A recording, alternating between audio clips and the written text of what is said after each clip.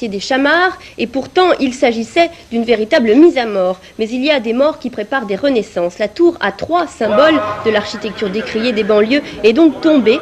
Attention, compte à rebours, regardez bien la tour, c'est à gauche de votre écran.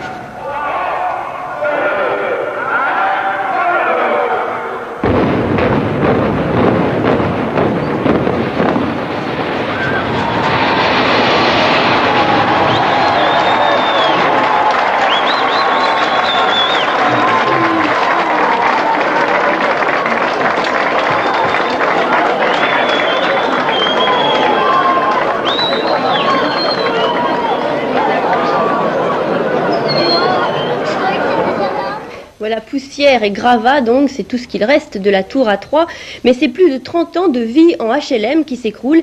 Et malgré tout, même si la vie n'a pas toujours été rose entre les quatre murs de cette grande tour, eh bien cela n'empêche pas la nostalgie. Témoignage d'une époque recueilli par Philippe Georget et Jean-Marc Gardeux. On a vu toutes ces tours se faire, et puis une qui va s'en aller comme ça d'un seul coup, en l'espace d'une minute ou deux.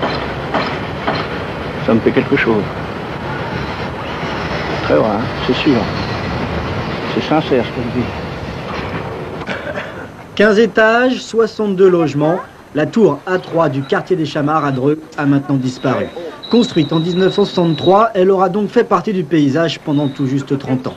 Au début, elle était surtout occupée par des professeurs, des techniciens, des ouvriers venus pour beaucoup de la banlieue parisienne. Les familles y restaient un an ou deux, le temps de trouver autre chose. Cette époque-là, c'était peut-être la belle époque. Il y a quelques années, on vivait bien l'un à côté de l'autre, que maintenant c'est plus difficile, parce que les gens ne sont pas les mêmes.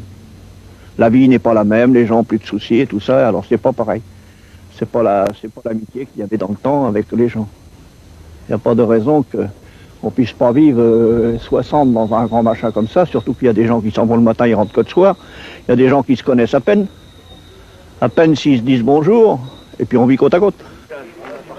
Au milieu des années 70, les familles les plus aisées ont définitivement quitté la tour et le quartier pour des résidences plus confortables. Sont restés les plus pauvres, les plus âgés et aussi beaucoup de familles immigrées.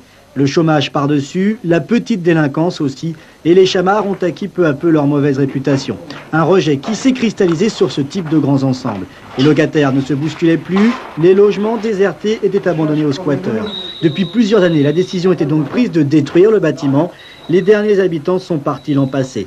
Certains sont revenus ce matin pour voir disparaître la tour A3 du quartier des Chamards.